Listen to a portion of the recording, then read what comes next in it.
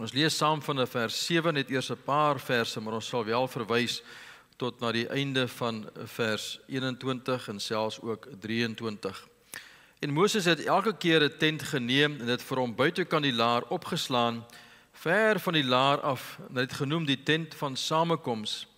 En elkeen wat die Here wou raadpleeg, het uitgegaan na die tent van samekoms wat buitekant die laar was.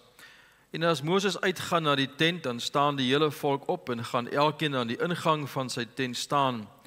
Dan kyk hulle Moses agterna tot hy in die tent ingegaan het. En as Moses in die tent ingaan, kom die wolkkolom af en gaan by die ingang van die tent staan. En dan spreek hy met Moses.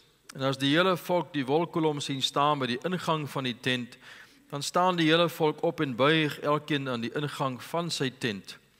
En dan spreek die Here met Moses van aangesig tot aangesig soos 'n man met sy vriend spreek. En daarna gaan hy na die laar terug, maar sy dienaar Josua, 'n jong man, die seun van Nun, het hom nie uit die tent verwyder nie. Kom ons lees eers net tot daar uit die kosbare woord van ons liewe Here. Ek het die wonderlike voorreg gehad om so 'n klompie jaar gelede te gaan optree by 'n gemeente in 'n dorp met die naam van Barwas. Dis op die eiland van die Hebrides wat in die noordwestelike dele lê van Skotland. Nou daar van Stornoway af tot by Ullapool vaar 'n mens met 'n skipie of met 'n boot so vir 3 ure om daar te kom. Dit was die geboorteplek gewees van die baie bekende herlewing wat in die 50er jare uitgebreek het en herhaal is ook in die 60er jare, wat bekend geraak het onder die naam van Duncan Campbell. Maar alles het begin by 2 ou vroutjies wat gebid is. Een se naam was Peggy en die ander een se naam was Sue. Een was blind en die ander was so vol van artritis, maar wat gebid het dat die Here tog ietsie in daardie gemeenskap sal kom doen. En ek onthou, ek lees die verhaal op daardie stadium van Duncan Campbell, wat 'n baie bekende spreker was en wat die Here gebruik het in daardie herlewing. In 1917, toe hy in die Tweede Wêreldoorlog was, het hy daar gelê in die modder omring deur water en modder en bloed soos die mense gesterf het rondom hom. En toe het hy 'n gebed gebid en vir die Here gevra dat die Here hom tog so heilig sal maak soos wat hy 'n sondaar mens kan maak. En God het daardie gebed gehoor en dit verhoor. En hom toegerus en begin gebruik dat waar hy ook al gepreek het daarna in die noordelike dele van Skotland en selfs ook in Ierland het daar 'n herlewing uitgebreek in sy lewe en sy bediening. En toe op 'n dag te word hy beroep as predikant by 'n gemeente en vir die volgende 20 jaar of so was hy by 3 gemeentes predikant gewees. En elke jaar het hy so half 'n bietjie daarop geroem dat hy genooi is om daar by baie bekende die Keswick konferensie te gaan preek. Een wat in Ierland is, nie die een wat byvoorbeeld in die noordwestelike dele is van Engeland nie. En as hy daar gaan preek, het hy gepraat oor die herlewing wat die Here gestuur het so 'n klompie jaar van tevore. Maar op 'n dag terwyl hy genooi is om by weer so 'n plek te gaan preek, het hy vroeg die môre opgestaan, so 5:00 of 6 se kant, om sy Bybel te lees en voor te berei vir sy boodskap wat hy moet gaan preek. En toe hy daar gaan sit in sy studeerkamer, toe ontdek hy dat hy hoor die geluid van sy dogter wat besig is om 'n liedjie te sing in die kamer langs aan. En hy loer so oor die so om die draai en hy sien daar sit sy dogter, haar naam was Sheena gewees en sy is besig om te sing en sy kyk so op en sy sê vir haar pappa, maar is die Here Jesus dan nie wonderlik nie? En hy sê vir haar, my kind, wat maak dat jy elke môre hier sit, soos wat jy gesê het die laaste paar dae al hier sit en sing? Toe sê sy, maar is die Here Jesus dan nie wonderlik nie? Sy sê, hy maak my elke môre om 4:00 wakker, dan kom sit ek hier en lees ek uit die Bybel, dan praat ek met hom en dan sing ek, want hy is wonderlik, sê sy. Sy 'n jong meisie van 16 jaar oud. En toe sê sy vir hom, pappa, maar ek wil vir jou graag 'n vraag vra. En ek weet nie regtig hoe om dit te vra nie, maar dit is druk op my hart, ek moet dit vir pappa vra. Wanneer laas, pappa is 'n bekende spreker in Skotland, en hy preek by al die groot konferensies, ons gemeente is groot, die mense kom van heinde en verme. Wanneer laas het pappa daar in die straat gekniel langs 'n sondaar mens wat sy hart vir die Here Jesus gegee het? En jy weet mos baie van ons groot gemeentes vandag in Suid-Afrika roem daarop dat ons herlewing het, maar is meestal maar die verplasing van lidmate van een gemeente na 'n ander, is dit nie waar nie? Terwyl 'n mens eintlik moet gaan kyk hoeveel mense kom van die straat af tot bekering wat by die gemeentes kom inskakel.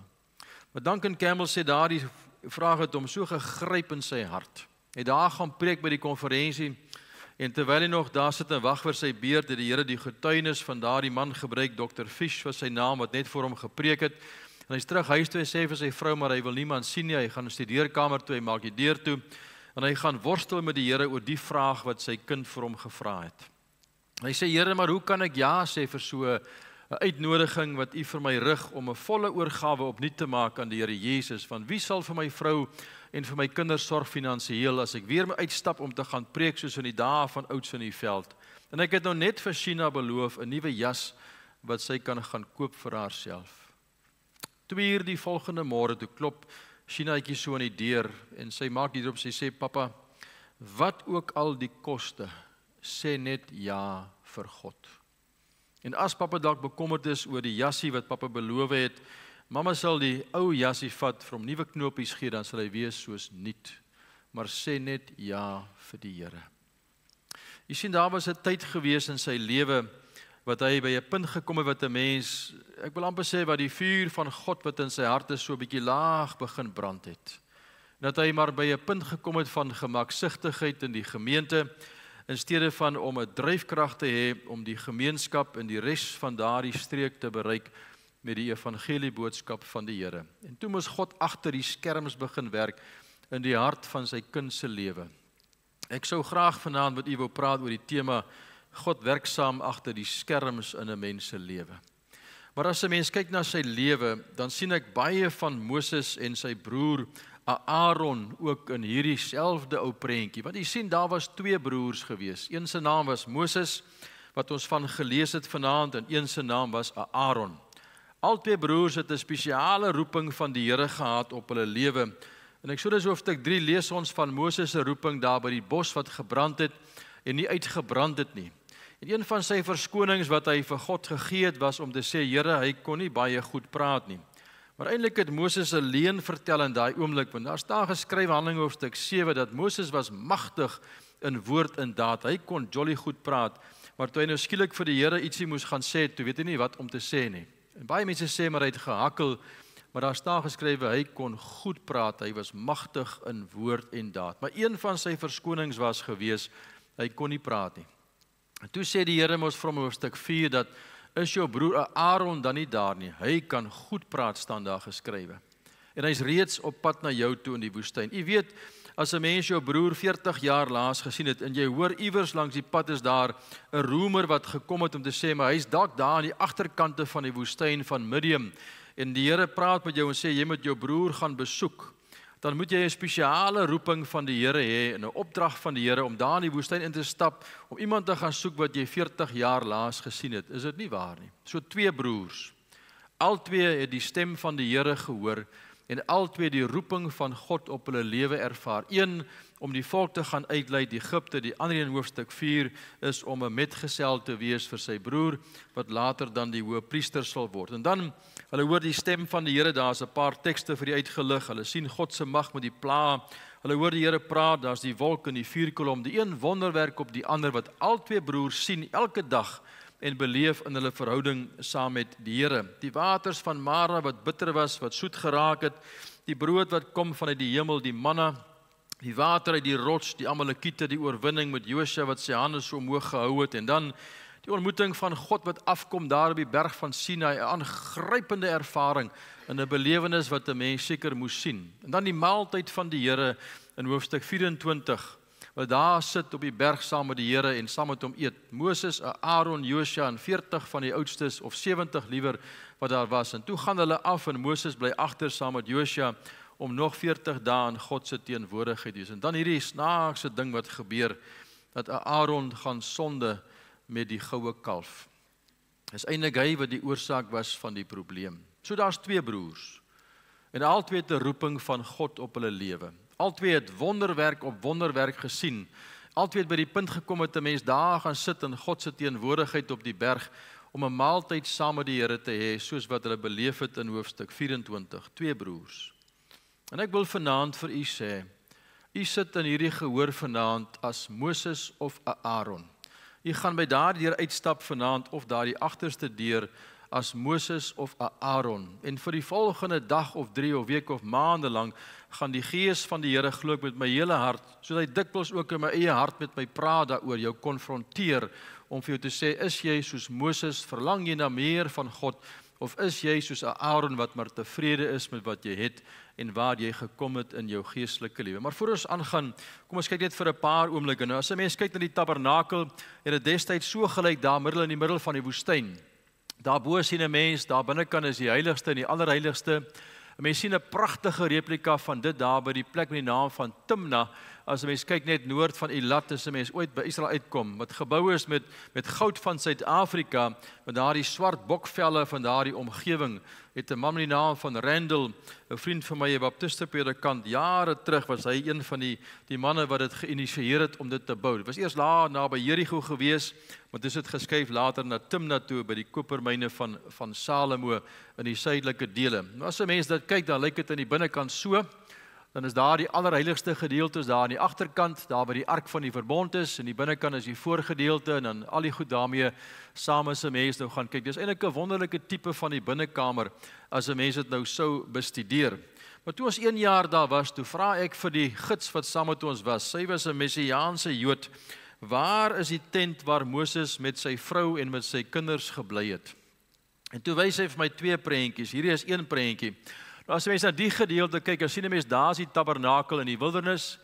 Hierdie was nou nog nie daar gewees in hoofstuk 33 nie. Hier staan mense rond, dan is daar die eerste linie van mense wat kamp so reg rondom noord en suid en oos en wes, is mos daai 12 stamme rondom Israel, maar die binneste linie rondom die tabernakel was die Lewiete gewees en dan die buitekantste deel was die stamme gewees. En waar is die tent waar Moses met sy vrou gebly het? Dit is daardie tentjie wat net daar sit. Dis waar Moses gebly het met sy vrou.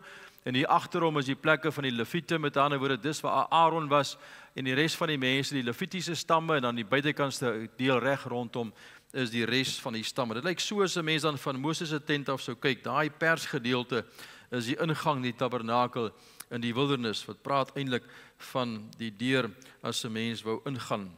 Net om hierdie prentjie in jou kop te kry vanaand.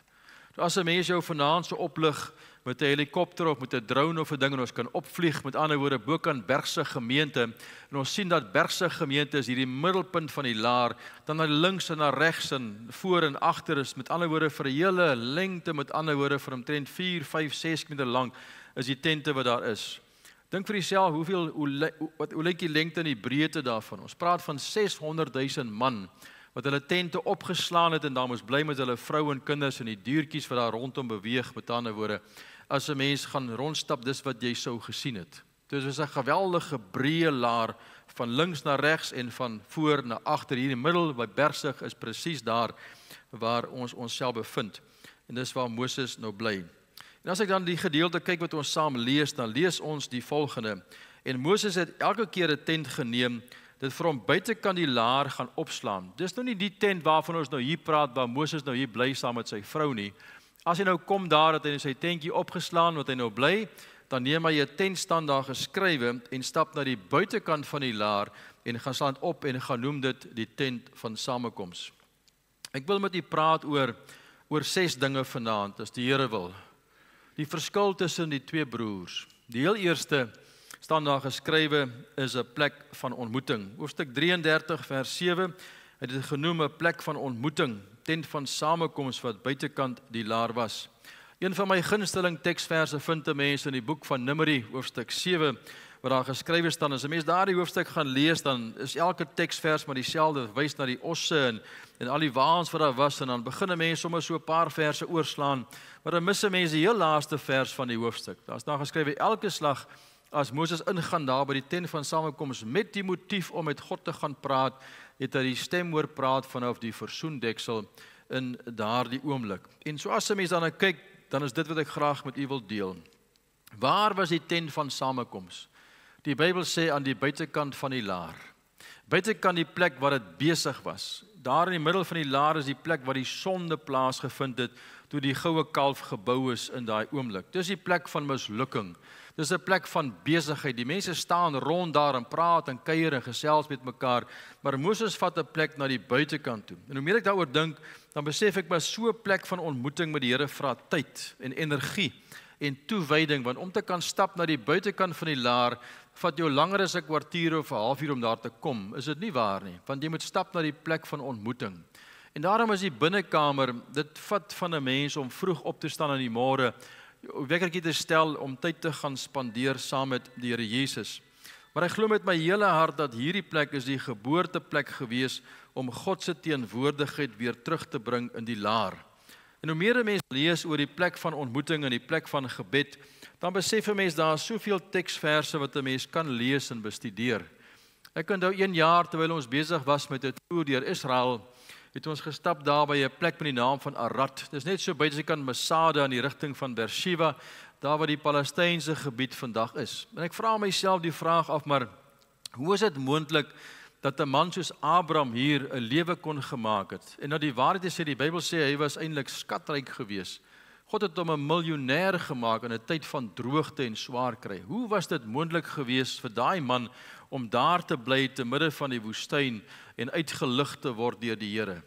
En toe een môre toe ek by die huis kom in Suid-Afrika, toe lees ek in my stilte tyd deur die boek van Genesis en ek kom by vers 27 uit van hoofstuk 19. Daar is skraag geskrywe en Abraham het vroeg in die môre opgestaan en na die plek gegaan waar hy voor die aangesig van God gestaan het. Hy het 'n plek gehad, vroeg die oggend, en hy het gaan vertoef. Hy was nie haastig nie.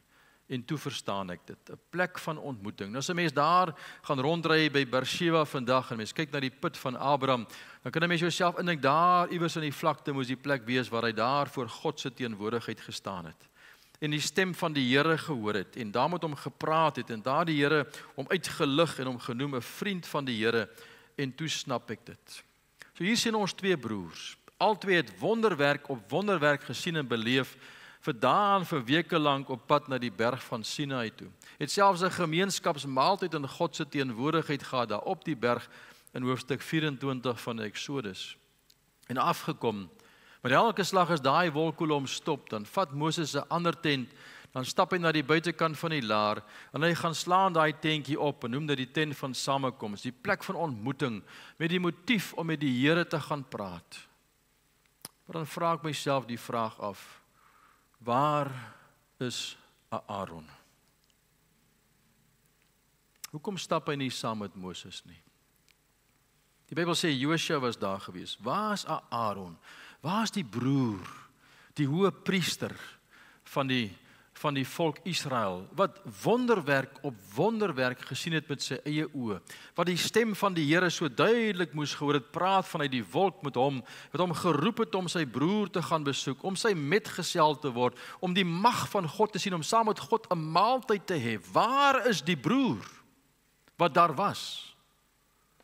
En hoe meer ek oor hom dink, hoe meer besef ek, hy is maar net by die punt wat hy gekom het, dat hy kontent is, dat hy was mos daar. Jy weet, die hoëpriester kan 1 keer per jaar ingaan in die allerheiligdom later van tyd. Maar toe die voorhangsel vir ons geskeur is, kan ons elke oomblik van die dag in God se teenwoordigheid wees. Moses gaan soek dit op by 'n plek van gebed, maar Aaron is tevrede. So wat doen hy? Ek dink hy sit maar net daar by sy tent. Dan stap hy so 'n bietjie rond tussen die mense en dan gaan maak hy maar gou sy Facebook bladsy oop en scroll so 'n bietjie rond, kyk of daar 'n paar nuwe inskripsies gekom het en lees deur die koerant vir die dag en roep sy vrou vir 'n koppietjie tee en 'n stukkie koek en sê bring vir oupa die kleinkinders, oupa wil hulle 'n storie vertel. Van daardie dag toe oupa sy hand so uitgesteek het oor die Nylrivier met die staf van Moses, God se staf. Ag oupa, vertel ons 'n nuwe storie. Dis 'n ou storie daai. Jy sien, Aaron het niks niets om te vertel nie. Sy getuienis is altyd in die verlede, terwyl God besig is om met Moses nuwe memories te maak elke dag. Want alles begin by 'n plek van ontmoeting. En daarom moet ek vanaand vir u gesê, u sien, al die ander stappies wat nou kom, volg op hierdie een. Ons kan nie stap 4, 5 en 6 ervaar as hierdie nie 'n plek gaan wees in jou lewe nie. En daarom gaan jy 'n keuse moet maak vanaand. Kies jy om soos Moses te wees of soos Aaron? Daar is nie 'n kort pad na God se teenwoordigheid nie. God gaan nie sy beste vir u en vir my gee as hy dit as hy dit nie vir ons kan gee, omdat ons nie gewillig is om die prys te betaal vir dit nie. En daarom het Moses se honger in sy hart, hy soek dit op, hy gaan klim teen die berg, hy gaan stap na die buitekant, hy gaan spandeer tyd saam met hom, want hy smag en verlang na iets meer. Want daar op die berg het hy gesien die heerlikheid van God. Maar Aaron, die hoëpriester, is maar tevrede. Ek was mos Sondag by die kerk. Ek was mos daarom ook by die weeklikse bidtuur gewees. Ek het daarom ook my hart op 'n stadium vir die Here Jesus gegee. Ek is maar tevrede. En baie mense vandag sit in so 'n posisie in Suid-Afrika. Ons is tevrede. En dan begin ons eintlik agteruit gaan en so stuk verloor wat die Here vir ons gegee het. Net soos ou Duncan Campbell vir diskant 20 jaar lank, tot sy dogter vir hom sê, en God agter die skerms moet begin werk en sê, pappa, wanneer laas het jy die voorreg gehad om langs 'n sondaar mens te kniel in die strate? Jy weet, die groot opdrag wat Jesus gegee het in Matteus 28, is nie gegee vir Natie en vir Douglas en vir Rudolf nie. Dis gegee vir elkeen van ons, om te gaan en te vertel van dit wat Jesus vir ons gedoen het. Maar kyk wat staan daar geskrywe, Moses het spesiale toegang tot God gehad. Dit is eintlik 'n aangrypende teksvers, hier van vers 7 af, tot by daar by vers 10. Wat ek graag wil uitlig is die woord dan.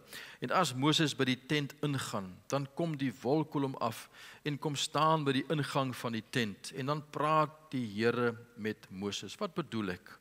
Jy weet, een keer per jaar lees ons in die boek van Hebreërs hoofstuk 9 dat die hoëpriester kan ingaan daar by die allerheiligste een keer per jaar om gaan doen versoening vir die volk se sondes. Maar toe daar die voorhangsel skeur staan daar geskrywe, het hy vir ons 'n weg oopgemaak tot in die allerheiligdom. Toe Jesus sterf aan daai kruis op Golgotha, is daai voorhangsel geskeur in twee. En van daai oomblik af kan ons elke oomblik van die dag in God se teenwoordigheid wees en ingaan, tot in sy volheid staan daar geskrywe. Die weg tot in die heiligdom. Maar as ek na die gedeelte kyk, dit is my so mooi dat Moses bevind hom by die regte plek, die plek van ontmoeting. Nou God kan met jou praat as jy met jou motorkar ry, en daar moet ruimte in 'n mens se hart wees daarvan as hy met jou praat op pad soontoe en, maar jou hart moet ruimte gee, dan kan dit enige plek wees, maar Moses bevind hom by die regte plek op daai oomblik, by die plek van ontmoeting. En hy mens kyk na sy lewe, dan ontdek 'n mens, maar hy het 'n hart gehad wat fyn ingestel was, en sy gesindheid was reg, en sy posisie was reg. Van die Bybel sê in Numeri hoofstuk 7 vers 89, hy het gehoor die stem wat met hom praat vanaf die versoendeksel, en dan van aangesig tot aangesig. Waar is die versoendeksel? Op die ark van die verbond. Nou die ark van die verbond was so hoog gewees. Daai versoendeksel staan so hoog. En dan die kant is daar die gerub wat kyk na die kant, en die kant kyk die gerub na die kant, maar daai versoendeksel is so hoog. En die Bybel sê het hom van aangesig tot aangesig gesien en gehoor sy stem praat. Moses het in hierdie posisie gestaan, want dis waar die stem gepraat het. Dis die posisie van sy hart, nederig, gebuig voor die God wat in die hemel is, wat 'n woord kan sê, want ons besef hy sterker en groter, is dit nie waar nie? En daarom as ek kyk na hom, dan sien ek Moses ontmoet vir die Here, want hy maak gebruik van die volle toegang wat God vir hom gegee het. En hy gaan soek hom op by daai plek van ontmoeting. Elke slag as die wolkkolom gestop het, dan gaan hy daar binnekant in met 'n hartsgesindheid wat reg is en soekende en honger en smagtend en verlang na meer van God. En dan kom praat die Here met hom.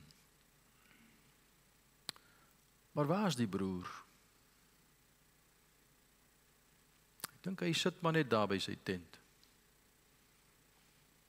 Ek weet, 1 jaar het ek gery van Kaïro af na die berg Sinai en Catherine, een van die 2 plekke wat hulle mos nou sê, wat die berg Horeb is. En ek sal nooit vergeet nie, sit 'n gids langs my in die bus en hy scroll deur Facebook seker vir 6 ure lank. En hy is so opgewonde, hy sê, François, Facebook was the reason why we had the revolution. En ons het die weermag en ons het alles gehad en die regering omvergewerp in Kaïro sê hy, in Egipte.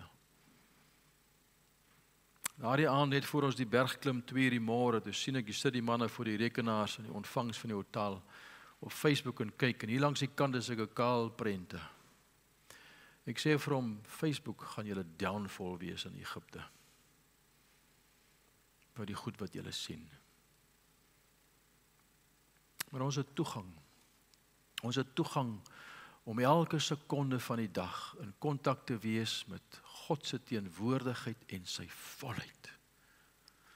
Jy weet daar 'n teksvers in Lukas wat sê dat God sê hy verlang om die vuur op die aarde uit te giet. Ek wil vanaand vir u sê God smag om iemand te vind in George en in elke dorp in Suid-Afrika wat gewillig is om soos Moses te sê, Here, ek is nie tevrede met wat ons gekry het by u reeds nie. Daar's by God soveel meer. God kan in 'n oomblik 'n plek omdop en verander. Hy het 'n woord gesê en geskep uit niks uit nie iets in die boek Genesis hoofstuk 1. God kan net 'n woord, hy kan net sy gedagte laat gaan vanaand en alles sal ander wees. Maar die vraag is, wie gaan gebruik maak van die toegang en sê, Here, ek gaan u nie laat los nie, soos ou Jakob, want daar by u is meer. Jy weet, ons mense leef daar by die huis, daar is soveel dinge wat aan die gang is, en ek het nie kritiek in my hart as ek dit sê nie, ons almal is op 'n reis saam met die Here, en soms vat hy mense op 'n draairoetetjie, en soms beland mense op 'n dwaalspoor, en 'n kuldesak, en 'n doodloopstraat, en so gaan 'n mens aan, maar ek wil vanaand vir u sê, as 'n mens soekende is, en honger is na meer van God, dan sal jy hom vind, en die Here sal hom deur jou laat vind. Dit staan ons geskrywe in Johannes hoofstuk 14. Hy sê, as jy my liefhet en my gebooie bewaar, dan sal ek en my Vader, ons aan jou kom openbaar. Hoe wys 'n mens dat jy vir God liefhet? Is om tyd te spandeer saam met hom. Hoe wys ek vir my vrou dat ek vir haar omgee is, om tyd te spandeer saam met my vrou en na haar stem te luister. Ons lees in 1 Konings hoofstuk 3, daar staan geskrywe, en koning Salomo het vir God lief gehad deur te wandel in die insettinge van sy vader Dawid. Hoe het hy vir God gewys hy's lief vir hom? Deur te wandel in die insettinge van sy vader Dawid. Die Bybel. Hoe wys ons vir God dat ons vir hom lief is? Ons spandeer tyd saam met hom. Ons luister na hom. Ons hart is ontvanklik vir hom. Ons reageer op hom. Ons doen wat hy vir ons sê. Ons stap weg van goed wat eintlik niks seggend is nie. Is dit nie so nie? Maar ons lewe is gevul met ure lank wat ons voor die televisie spandeer en op die internet en verskeie sosiale media programme. Ons mense spandeer ure en ure. Gaan kyk maar op jou selfoon.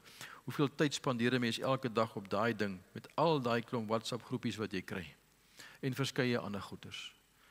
Jy weet, in September 2014 het ek vir 'n vriend van my gesê, ons het gery daar van Bloemfontein op pad Potchefstroom toe om daar te gaan preek. Toe praat ons oor die boeke wat ons lees. Richard, 'n vriend van my, Blackberry, en ek sê vir Richard, I've got a schedule out of control. Hy sê, Frans, so ek het dieselfde. Ons is te besig. Toe praat die Here met my. Een van die goed wat ek gemaak het, is in September 2014 het ek al die e-posse van my selfoon afgehaal. Daar's geen e-posse wat op my selfoon deurkom nie. Ek is op 3 WhatsApp groepe, familiegroepe, wat ek mee 'n kontak het. Die res is 'n mors van tyd. U gaan tog nie vir my 'n e-pos stuur en sê jou mamma is siek, jy moet haar gaan besoek. U gaan my bel, is dit nie so nie. Ons hoef nie elke oomblik van die dag in kontak te wees nie.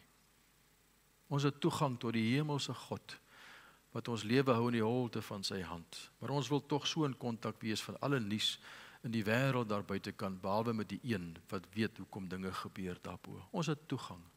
En tog maak ons nie gebruik van dit nie. Maar kyk dan vers 11 wat staan hier geskrywe. Hy sê, dan begin die Here met Moses praat van aangesig tot aangesig, soos 'n man met sy vriend praat. Jy weet, as ek nou die gedeelte oorpyns en lees, is daar soveel dinge om te sê vir u, maar as ek kyk na gesigstyd, dit vat tyd om 'n vriendskap te bou, is dit nie waar nie? Tyd om tyd te spandeer saam met mekaar in die oë te kyk en te praat en te luister en 'n bietjie uit te hang en tyd te spandeer saam, en dit vat tyd. En dit vat, met ander woorde, ongesteurde tyd. Ek het 'n vriend, sy naam is Neil Burger. Hy bly daar in Goudini. Hy's nog onthou vroeër jaar dat hy vir die WP Vleuel gespeel. As ek daar preek in Woester se omgewing, dan as ek daarby, dan kyk ek nou Neil bietjie saam. En op 'n dag sê hy vir my jare terug, hy sê, Frans, ek wil gou met jou gesels. Hy sê, maar kyk vir my, kyk met my oë, ek wil sien dat jy hoor wat ek vir jou sê. Want jy sien, vriendskap vat tyd. Mens moet in mekaar se oë kan kyk, mekaar se harte kan hoor. Dit vat tyd om 'n vriendskap met God te bou. Dit gaan nie oornag gebeur nie, dit vat tyd. paar jaar gelede was ek daar in die staat gewees van Kentucky in Amerika. Ek het eintlik gaan preek in die staat van Tennessee. En ek wil baie graag by Dr. Dennis Kinlo uitkom, die prinsipaal van Asbury College in Wilmore, Kentucky. En ek skryf vir hom en kontak hulle en sê, "Hoerie, so kan ek hom kom sien." Hy sê, "François, ek het 20 minute vir jou. Ek is so vol bespreek. En ek ry 4 ure om by daai professor te gaan sit vir 20 minute. Ek sal nooit vergeet nie. Toe inkom, toe gaan sit ons, toe begin praat ons oor 5 woordjies in die Ou Testament wat verwys na die Here Jesus toe. En een so woordjie was dat Jesus wil jou vriend wees uit die Hebreëse taal. En toe raak die 20 minute raak toe later 4 ure. Ons het so lekker gekuier en saam gebid. En toe vertel hy my 'n storie. Toe sê François, die dag toe ek my vrou Elsie ontmoet, was ek so verlief gewees. En toe vra ek vir haar of sy met my sal kuis. En toe sê sy ja. Toe word sy my meisie. En sy op 'n dag toe vra ek of sy met my sal trou. En toe sê sy ja. En toe word sy my vrou. En toe op 'n dag toe sê sy vir my, "Pappa, ek is swanger. Jy gaan pa word." Hy sê, toe verander my verhouding met my vrou. Want toe is ek nou met die ma van my kinders getroud, sê hy. En toe raak sy groot, my dogter. Sy het 'n wonderlike bediening in Amerika, wat praat van die Titus beweging, vrouens wat bid vir Amerika. Toe sê sy, "Papa, toe sy trou, ek het goeie nuus vir jou." Sy sê, "Ek is swanger, jy gaan oupa word." Toe sê oom Dennis die volgende, hy sê, "Toe verander die verhouding met my vrou, want nou is ek met 'n ouma getroud," sê hy. Sal nooit vergeet nie. Hy sê maar in 1972, toe God herlewing gee by Asbury College, toe verander alles. En elke slag as ek van 'n diens af terugkom, dan vra my vrou vir my, "Het hy gekom? Het God opgedaag in die diens?" Nie meer was dit 'n goeie diens. Hoeveel mense het bygewoon? Hoeveel mense het hulle harte vir Jesus gegee nie, maar het God gekom?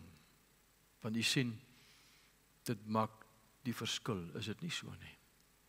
Hy sê, "Maar daar is vir my niks so lekker as ek by die huis kom van 'n preektoer om my vrou in die hand te vat en met haar 'n entjie te gaan stap nie. Hand in hand, daar rondom die college van Asbury in Kentucky." En toe vra hy my 'n vraag, hy sê, "François, weet jy hoekom vat ek my vrou vir 'n stappie?" Ek sê, "Nee, professor." Hy sê, "Ek is lief vir my vrou." Ek sê, "Ek verstaan dit, professor." Hy sê, "Maar dis nie hoekom ek moet daar gaan stap nie." Hy sê, "Ek gaan stap met my vrou, want ek like haar."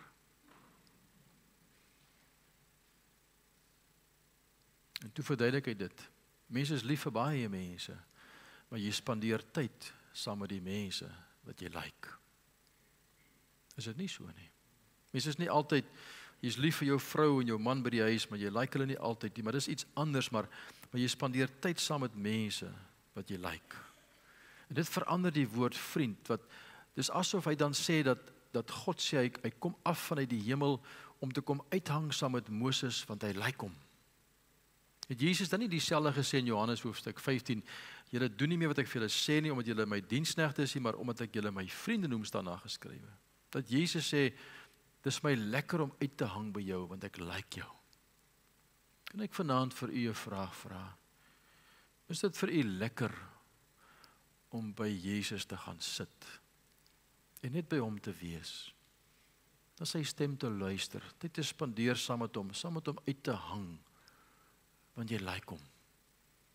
Of moet ons vir mekaar vanaand sê dat ons het maar ook iewers langs die pad, het ons ook soos ou Aaron geword? Is dit nie so nie?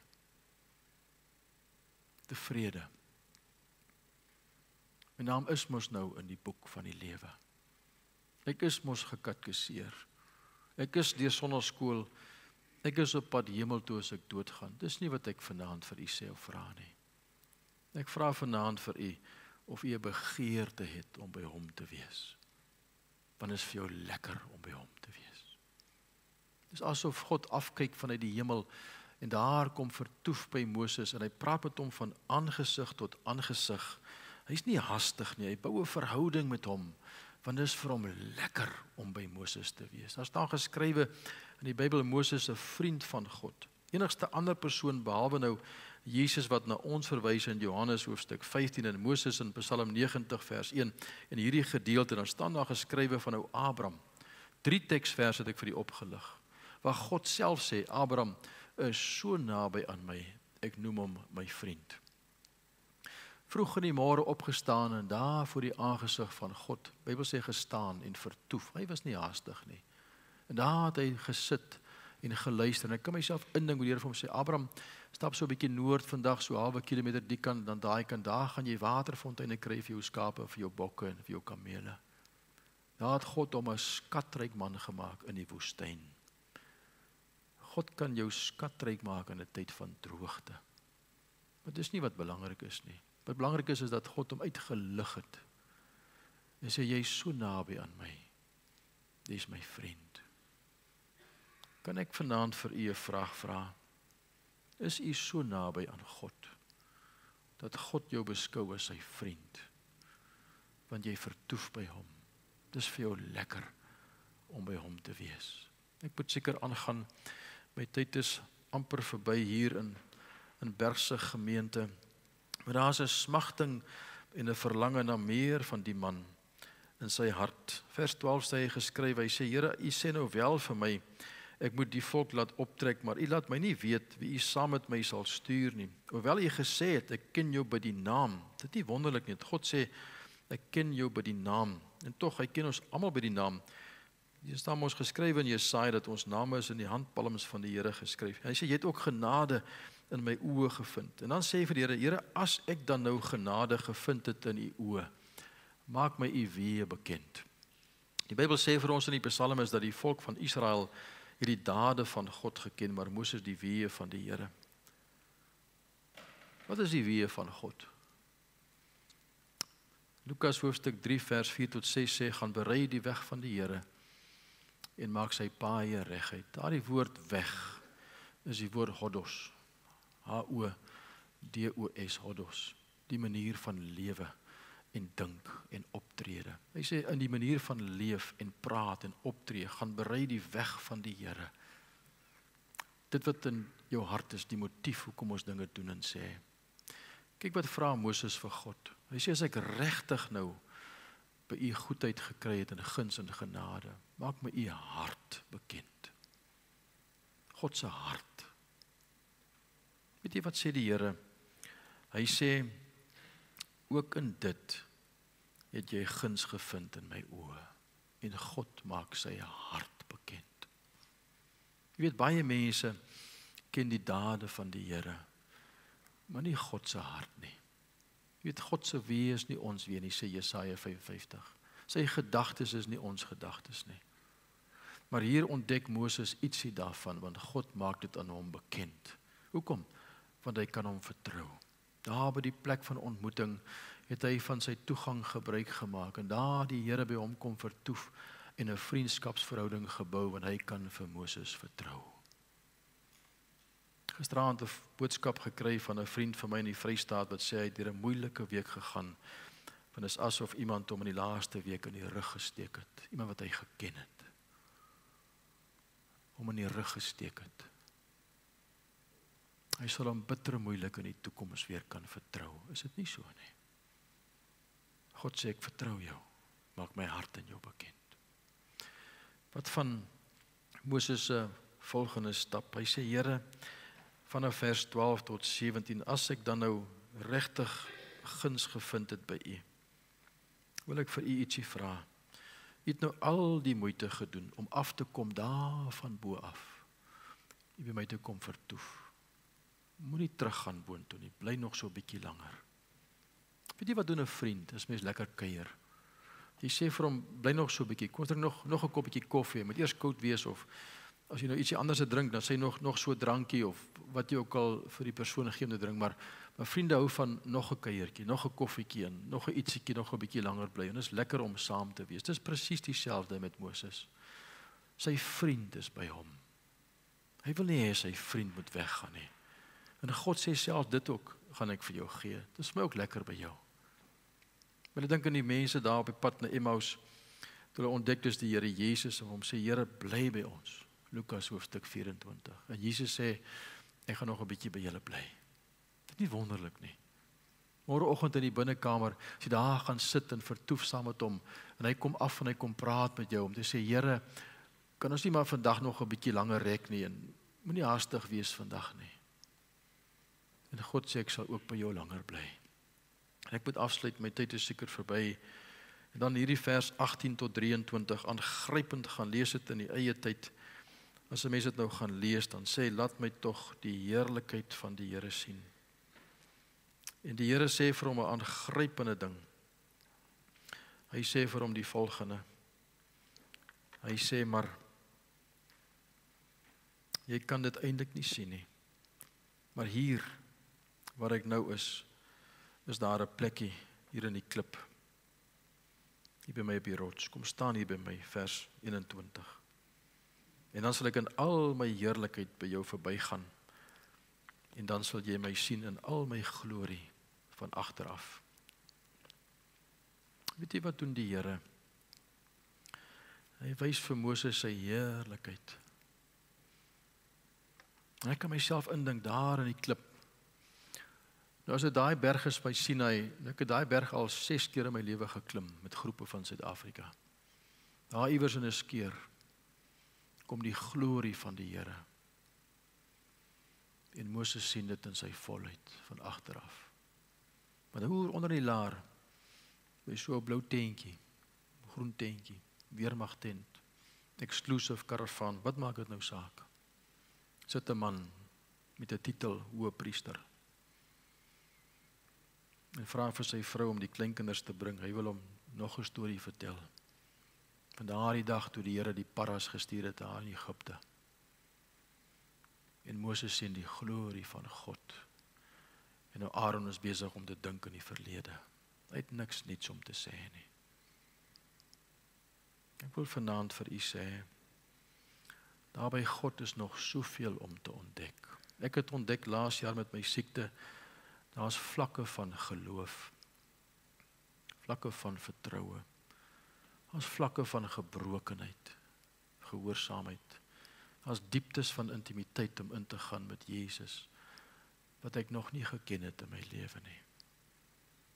En die meeste van ons in Suid-Afrika het die potensiaal om die hand op die troon te lê soos Moses, om die heerlikheid van God te sien, as hy ons kan vertrou daarmee. Ek moet afsluit, my tyd is verby. 1 jaar die voorreg gehad om daar te gaan rondstap in Edinburgh, daarna verskeie kere 'n draai gaan maak daar, maar daardie 1 jaar het ons video's gaan opneem van 2 herlewings wat in Edinburgh uitgebreek het. En een was in die baie bekende Charlotte Chapel in Rose Street in Edinburgh. En op 'n dag was die kerk besig om leeg te loop. Dit was al later net 40 mense oor in die kerk. 8 mense woon die diens by op 'n Sondagmôre, nog baie min selfs Sondag aand. En toe besluit die gemeente, maar ons moet maar die kerk nou verkoop as 'n stoorkamer en 'n sakeman. Daar's 'n ouderling, sy naam is Colin Oeregard, en hy sê vir die kerkraad, maar kom ons gee vir God net nog 1 kans. En toe begin bid hy, en vra dat die Here tog iets mooi sal kom doen in die gemeenskap. En dan bid hy, en toe gee die Here vir hom 'n wonderlike belofte. En op 'n dag, toe stap hy saam met sy seun daar na die kerk toe op 'n Sondagmôre. Hy sê vir sy seentjie, hy sê, my kind, kyk so rondom jou, wat sien jy? Hy sê, pappa, ek sien niks nie. Hy sê, my kind, wat sien jy? Hy sê, pappa, maar ek sien niks nie. Hy sê, my kind, kyk, sien die skare van mense wat opkom na die huis van die Here op 'n Sondag. Honderde, kyk, wat sien jy, my kind? Hy sê, pappa, ek sien niks nie. Maar hy sê, my kind, kyk. Hulle beroep 'n jong man, sy naam is Joseph Kemp, as predikant. Hy kom uit 'n kinderhuis uit. Sy pappie het gesterf, hy en sy sissies en boeties is geskei van mekaar oor jare, en hy beland daar by 'n man wat hom gementor het vir baie jare, en hom betaal het om te gaan studeer by die kweekskool, maar hy het gesukkel met asma, jong, sieklike predikantjie. En toe begin hy preek, dit is die laaste wekroep of die oproep of die hartsroep van Colin gewees, kom ons gee God nog 1 kans, en hier kom die sieklike jong predikant. Paar maande gepreek het hy siek met asma probleme. Hulle stuur hom daar na Keswick toe in die noordwestelike dele van Engeland, om daar 'n konferensie te gaan bywoon vir 2 weke lank en te gaan rus daar by die mere, by Grasmeer. Weet jy of jy al daar was nie? Pragtige plek. En daar is 'n spreker, sy naam is Andrew Murray van Suid-Afrika. Oom Andrew Murray. En hy preek, en die aand sit Joseph in die gehoor, en Andrew Murray kyk oor die gehoor, en hy slat met sy vuis op daai podium, en hy sê, wanted, God want men that can pray. En hy skree op hulle. En hy sê, daardie aand slaat daai woord so in my hart vas, dat God soek manne, wat gewillig is om by 'n plek van ontmoeting met God te gaan ontmoet. En hy sê, kom wat wil, kos wat wil, ek gaan daai man wees. Sieklike jong man. Hy gaan terug huis toe, hy begin sy oggendstilte tyd, hy begin 'n bidtuur by die kerk voor die oggenddiens. Later sit hy 'n tweede bidtuur by na die oggenddiens. In die middag is daar 'n bidtuur by die kerk, die aand na die diens, 4 bidture per dag om te bid vir die gemeente en die gemeenskap. Paartjies wat dit bywoon, maar hy woon dit by. Hy bly 2 myl van die kerk af. Hy stap met daai sieklike lyf na die kerk toe en terug. Dan gaan bid en dan stap hy terug. Hy het 'n las in sy hart vir sy mense. Toe gewoon hy die herlewing by in 1904, daar by Wallis van Eben Roberts, en hy kom met 'n vuur in sy hart terug, want hy weet God kan soveel meer doen. En toe sê hy maandag tot woensdag tot Vrydag maak ons die kerk oop in die aande, 6 uur kom bid. Die wat wil bid. Weet ek het daar in die argiewe gestaan van Rose Street se Charlotte Chapel. Ek het daaroor geskryf in my boek oor herlewing destyds. Ek het die registers in my hand gehou, hoe daardie kerklidmaattalle begin groei het, tot dit later oor die 870 lidmate was in 'n paar jaar se tyd. Die Jesus marse wat gehou is in Edinburgh, die sendelinge wat uitgestuur is wêreldwyd om die evangelieboodskap te gaan verkondig, as gevolg van 'n sieklike jong man, wat gesê het daar by God is meer. Hy is later verplaas na Nieu-Seeland toe, as predikant by die Baptiste Kerk in Auckland.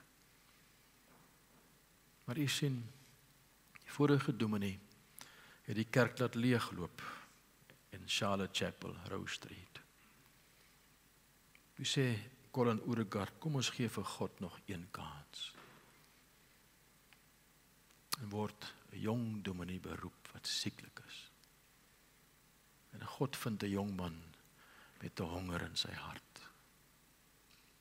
Wat sê, Here, daar by u is meer. Nou, ek weet niks van u vanaand nie, maar ek wil vanaand vir u sê, by God is daar soveel meer. En nou het ek 'n vraag vanaand vir hier op die skerm. En die vraag is, verlang jy na meer van God en sy teenwoordigheid in jou lewe? En as jy sê ja, dan is die volgende vraag, is jy gewillig om die prys daarvoor te betaal? Daar's nie 'n quick fix nie. Daar's nie 5 stappe om te gaan volg nie. Alles begin by 1 stap. Môreoggend op te staan, as jy wakker word, en hierdie ou boek te vat, die Bybel, en daar te gaan sit by 'n plek, wat 'n mens noem 'n plek van ontmoeting. Jy weet, Susanna Wesley was getroud met 'n man wat 'n predikant was, sy naam was Samuel. Sy het 2 baie bekende seuns grootgemaak, John en Charles Wesley.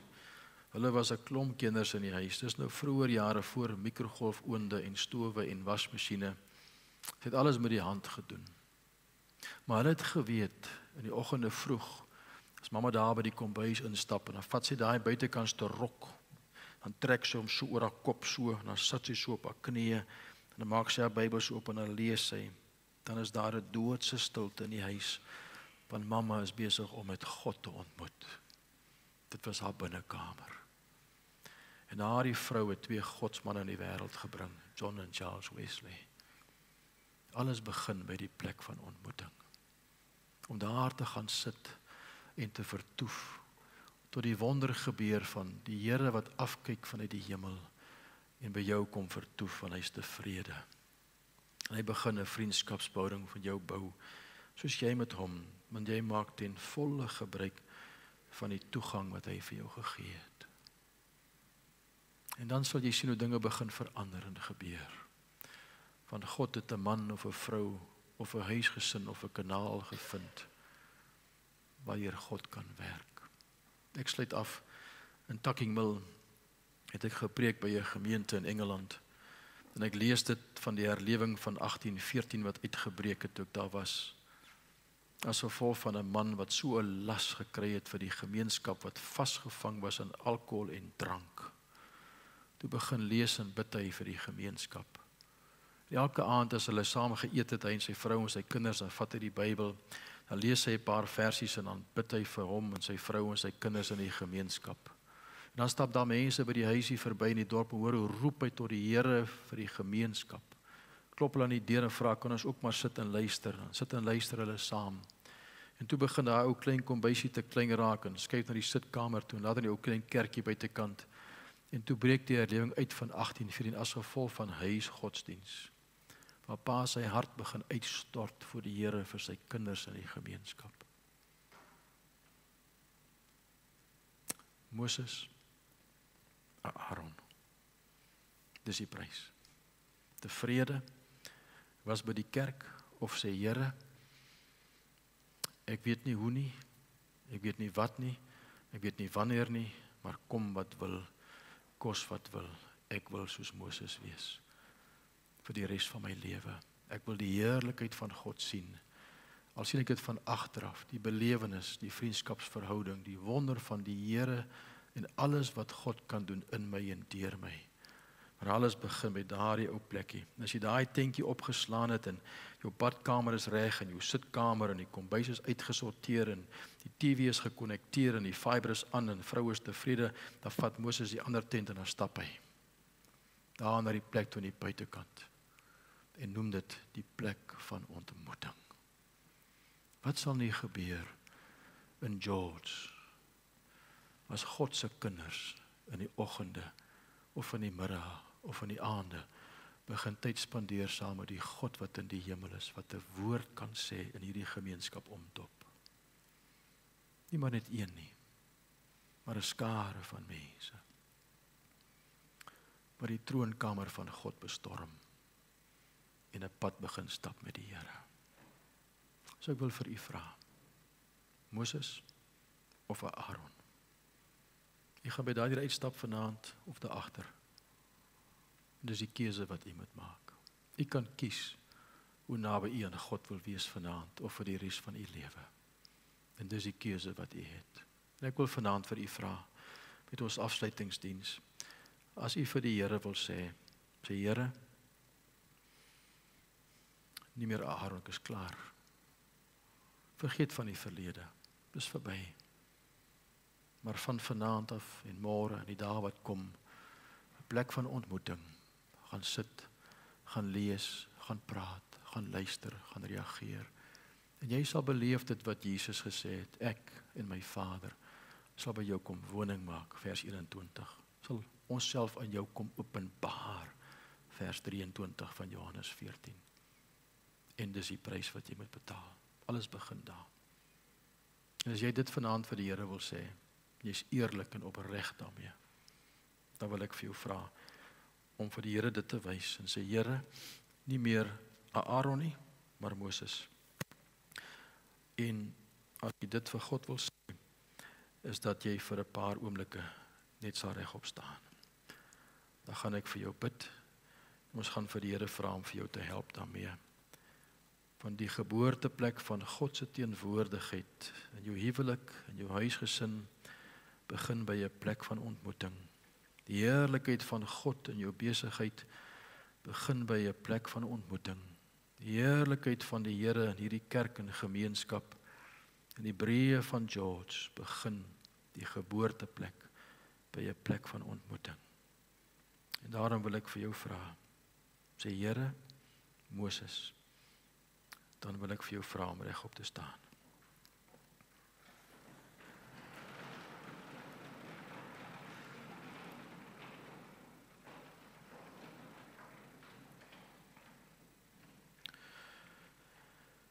Here Jesus, U het 'n begeerte gelê in 'n jong sieklike predikant se lewe. Daar by die Kesikmere, toe die woord van die Here gekom het wat in sy hart pos gevat het van Andrew Murray van Wellington in Suid-Afrika. En Here, dit was die geboorte oomblik gewees in sy hart vir daardie herlewing. Maar eintlik nog voor dit, Here, in die hart van Colin Oregard, wat vir sy kind gesê het, my kind, sien jy die skare? En Here, al sien ons vanaand nog niks nie. Maar wanneer ons staan vanaand, dan wil ons vir U sê, ons sien in geloof, Here, dit wat U in ons en met ons en deur ons kan kom doen, daar waar U vir ons geplaas het. Die verskil wat U kan maak in ons huwelike, ons huisgesinne, ons gemeente, ons gemeenskap, Here, in besonder ons mooi dorp en stad van George omgewing, van hier af tot by Mosselbaai en verby, Here. Die wonder van God self, wat deur sy Gees vaardig kan word in 'n tyd soos vandag. En daarom erken ons vanaand voor U, Here, dat ons maar ook so dikwels, soos die broer gaan sit het by ons tente, tevrede en toegelaat het dat iewers langs die pad ons gedagtes, ons lewe, ons hart gevul word met soveel dinge en iewers langs die pad so 'n bietjie begin wegdryf en wegdwaal het. Maar ons staan vanaand voor U, Here, want ons erken dit. Ons bely dit voor U, Here. En ons vra dat U ons sal vergewe daarvoor vanaand. En nou, Here, het U vanaand gekom en deur U Gees 'n behoefte en 'n begeerte en 'n smagting en 'n verlange in ons harte kom lê vanaand na meer van U in ons eie lewe.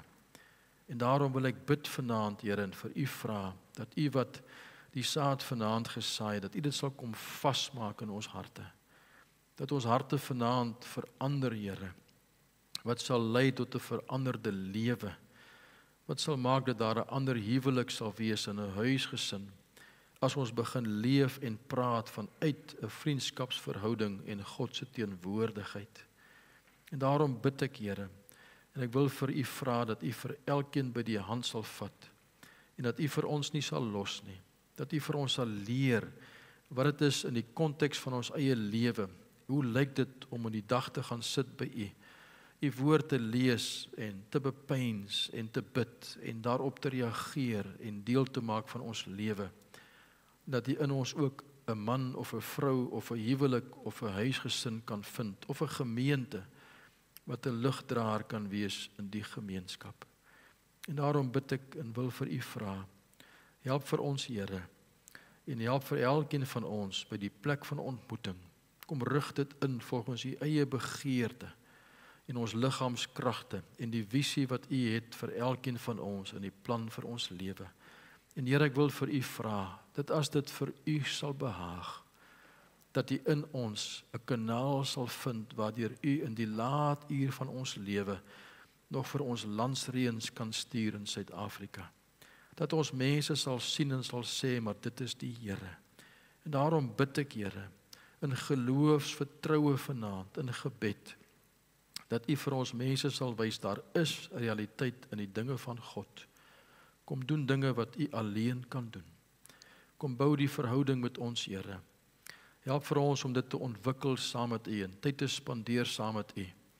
En te weet dit is vir ons ook lekker om by U te wees. Dankie dat ek vanaand kan bid vir elkeen wat staan en dit vir U kan vra. En Here, as ons iewers langs die pad begin moeg en tam raak en begin uitsak en miskien besig raak, dat U self deur U Gees ons sal herinner, net met die woord, Moses of Aaron, kies dan. En help dan vir ons, Here, om so gou as moontlik en so spoedig as moontlik 'n plekkie te vind waar ons kan stil word en kan ontmoet met U, dat ons hart en siel weer gerus kan wees in U en by U, elke oomblik van die dag. En daarom bid ek, Here, mag Bergsig Pinkster 2025 die geboorteplek wees van die Gees van die Here, wat vaardig word en begin werk in ons gemeenskap. Kom dop mense se lewens om, Here. Kom verander harte en lewens en huwelike. Bring versoening tussen mense en gebroke verhoudings. En kom doen iets wat U alleen kan doen. En dis wat ons vir U vra. U naam ter eer.